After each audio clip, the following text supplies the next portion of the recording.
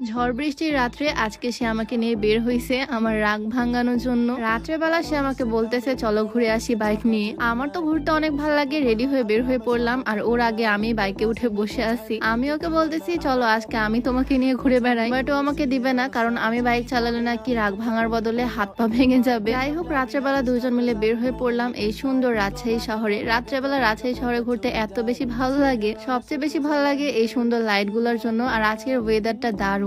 আর এর মধ্যে সে আমাকে নিয়ে চলে আসলো একটা রুফটপ রেস্টুরেন্টে ফুচকা খাওয়ার জন্য। ফুচকা তো আমার ভীষণ পছন্দ, আই গেস প্রত্যেকটা মেয়েরই ফুচকা অনেক ভালো লাগে। আর এই হচ্ছে একটা জিনিস যেটা আমি কখনো না করতে পারি না। আচ্ছা, আমার ফুচকা দেখে কার কার খেতে ইচ্ছা করতেছে বলো তো? আমার তো ফুচকার নাম শুনলেই মুখে পানি চলে আসে। যাই হোক, এখান থেকে দুজন মিলে ফুচকা খেলাম, টক টক ঝাল ঝাল ফুচকা। রাগ করে যদি এইরকম ট্রিট পাওয়া যায় তাহলে তো প্রত্যেক দিনই রাগ করতে হয়, কি বলো? আমাদের বিয়ের প্রায় 6 মাস হতেই যাচ্ছে, বাট এই পর্যন্ত ওর সাথে আমার কোনোদিনও ঝগড়া হয়নি। সিম্পল কোনো বিষয়ও না, বাট মাঝে মাঝে যখন ঢং করে রাগ করি তখন এরকম সুন্দর সুন্দর ট্রিট পাই। আজকে যেরকম এই সুন্দর ওয়েদারে বাইরে ঘুরতে নিয়ে চলে আসছে, এইরকম রাগ মাঝে মাঝে করতেই হয়, কারণ এই ছোট ছোট রাগারাগির পর ভালোবাসা আরো বাড়ে। আমার মনে হয় সব সম্পর্কেই সেম, রাগারাগির পর ভালোবাসা একটু বেশি পাওয়া যায়। যাই হোক, এখানে বাইক নিয়ে দাঁড়িয়ে বেশ কিছুক্ষণ সময় কাটালাম আর তারপর চলে আসলাম রাজশাহী কলেজিয়েট স্কুলের সামনে। এখানে ইন্ডিয়ান সোডা পাওয়া যাচ্ছে, রাজশাহীতে মেবি এইটাই প্রথম। আর এখানে আমার দেবরও চলে আসছে, ওরা দুজন মিলে ট্রাই করবে আজকে। ফার্স্টেই তো আমার হাতে দিল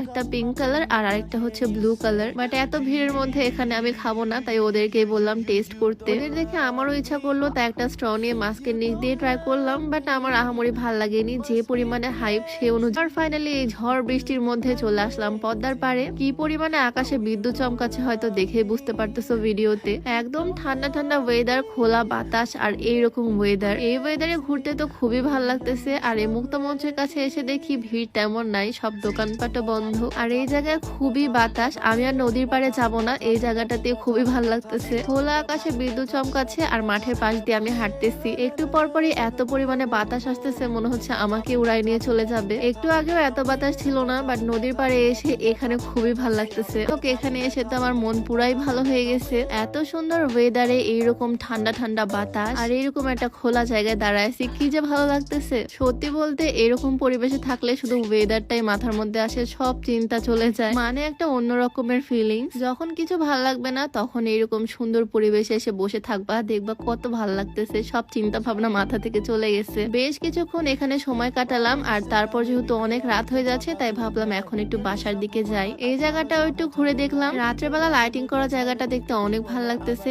এখানে লেখা আই লাভ রাজশাহী। তো এই জায়গাতে অনেক ঘুরলাম আর এখন আকাশের অবস্থা খুব একটা ভালো না, কিছুক্ষণের মধ্যে বৃষ্টি চলে আসবে, তাই ভাবলাম এখন আর কোনো জায়গায় না নেমে একটু বাইকে করেই ঘুরি। রাস্তাঘাটও এখন প্রায় ফাঁকা ফাঁকা, আর কিছুক্ষণের মধ্যে তো পুরা শহরে কারেন্ট চলে গেল, রাস্তায় শুধু গাড়ির আলো, তাছাড়া রোড লাইট সব অফ। আর এর মধ্যে আমি চিপস চকলেট নিয়ে নিলাম, এই সুন্দর বৃষ্টির মধ্যে বাসায় গিয়ে চিপস খেতে অনেক ভালো লাগবে। বাসার সামনে এসে দেখি ঝড় বৃষ্টির মধ্যে বাসার গেটও লাগাই দিছে, আম্মুকে ফোন দিলাম যাতে এসে খুলে দেয়। আর সে তো এদিকে বাইকের উপরে বসে বসে চিপস খেতে শুরু করে দিছে অলরেডি। ঘুরে বেড়ায় বাসা আসতে আসতে আমাদের রাত প্রায় 10টা পার হয়ে গেছে। আম্মু তো প্রচুর চিন্তা করতেছিল কারণ ওয়েদার খুব একটা ভালো না, বাট বাসায় আসতে দেখলাম বাসায় ঠিকই কারেন্ট আছে। যাই হোক, এত সুন্দর পরিবেশে ঘুরে বেড়ায় আমার মনটা তো এখন একদম ফ্রেশ। তো আজকে ভিডিওটা লং করতেছি না, সবাই ভালো থাকো, সুস্থ থাকো, দেখা হচ্ছে নতুন কোনো ভিডিওতে। আল্লাহ হাফেজ।